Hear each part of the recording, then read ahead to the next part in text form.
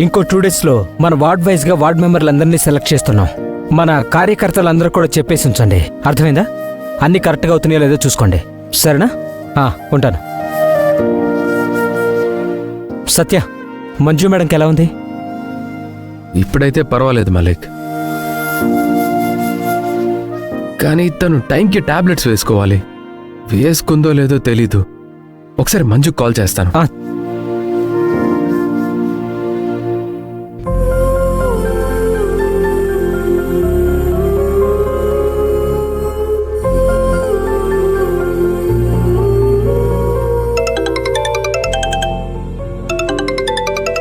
అక్క బావ కాల్ చేస్తున్నాడు.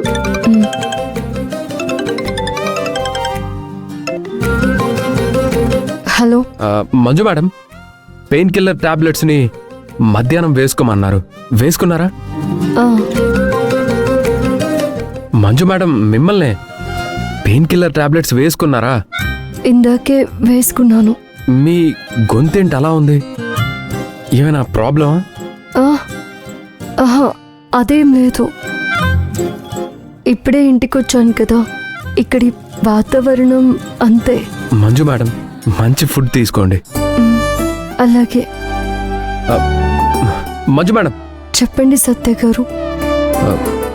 ఏదో చెప్పాలనుకున్నాను, అది గుర్తు రావడం లేదు. సరే, ఉంటాను.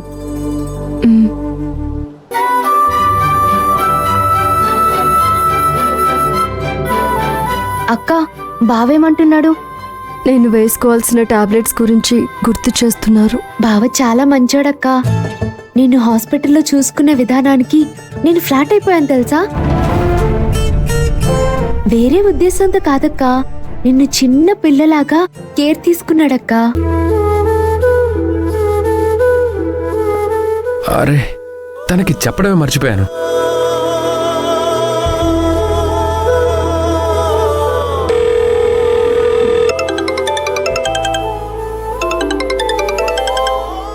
ఎవరక్క? సత్య గారు. ఎందుకు నవ్వుతున్నావు? ఏం లేదులే అక్క, నువ్వు మాట్లాడు. చెప్పండి. బ్యాండేజ్ ని డైలీ మార్చుకోవాలి, గుర్తుంది కదా? గుర్తుంది. ఇప్పుడే హాసిని మార్చింది. సరే సరే, అది చెప్దామనే కాల్ చేశాను. ఉంటానండి. మంచిది.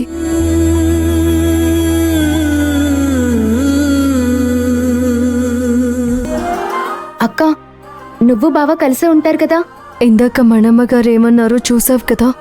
అక్క, నువ్వు బావ ఒక అండర్స్టాండింగ్ కి వచ్చేయాలే కాని ఈ మనమ్మలు, ఈ త్రిపురలు ఏం చేయలేరక్క. మంజుని విడిచి 4 గంటలు కూడా కాలేదు. ఇంతగా ఎందుకు గుర్తొస్తుంది? సత్య, మంజు మేడం వైపు టర్న్ అయిపోయినట్టే కదా?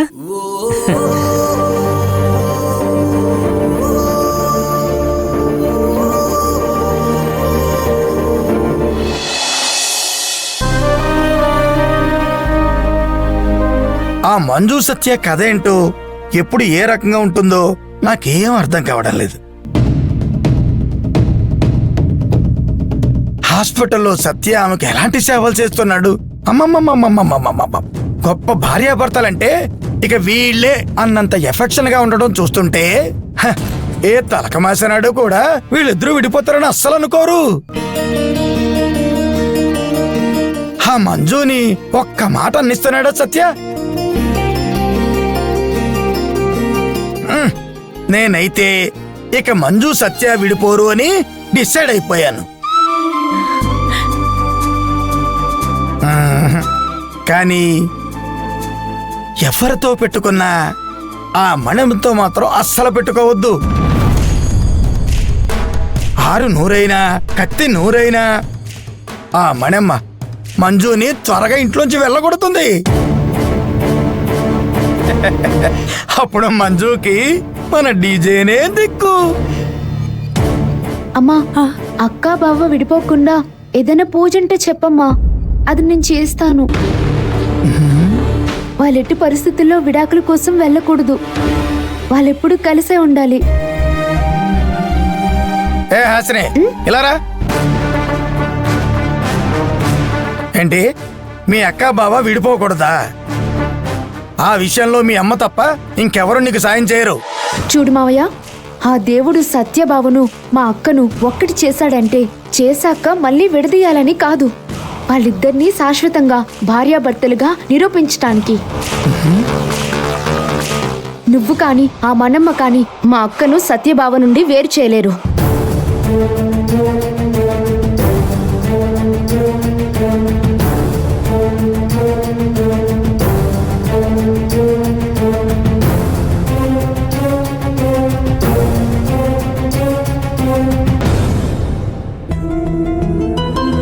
స్వామి, నేను మా అక్క కోసం, అక్క కాపురం నిలబడ్డం కోసం ఏ వ్రతం చేయమన్నా చేస్తాను, ఏ పూజ చేయమన్నా చేస్తాను. కొంతమంది మా అక్క బావను విడగొట్టాలని విశ్వ ప్రయత్నాలు చేస్తున్నారు. అలాంటి ప్రయత్నాలు ఫలించకుండా వాళ్ళని శిక్షించు స్వామి. హాసిని, నువ్వు దేవుడికి దండం పెట్టుకో, పోలీస్ స్టేషన్కి వెళ్ళి మొరపెట్టుకో. జరిగేదే జరుగుతుంది. ఖచ్చితంగా మీ అక్కని చేసుకోబోయేది నా పుత్రరత్నం డీజేనే. హాసిని, మంత్రాలకు చింతకాయలు రాలుతాయా? రాలవు. రాలవంటే రాలవు. అలాగే నీ పూజలు వ్రతాలు మీ అక్క విడాకుల్ని అడ్డుకుంటాయా? అడ్డుకోలేవు.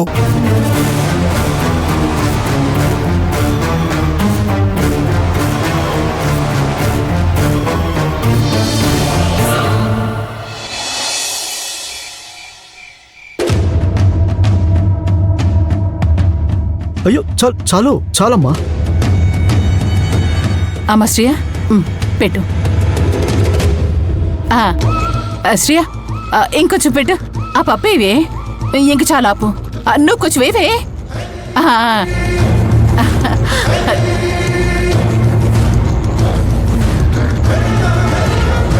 పెట్టమ్మా కొంచెం. ఇంకొంచెం పెట్టవే పప్పే. ఇంకాస్తవే. ఇది ఇది నెయ్యి కదా? నెయ్యి.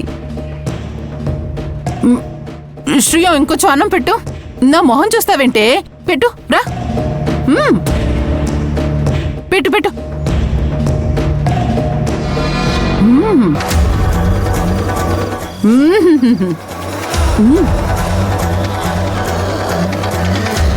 అమ్మకి ఏమైంది? ఎప్పుడు లేంది కొత్తగా తింటుంది?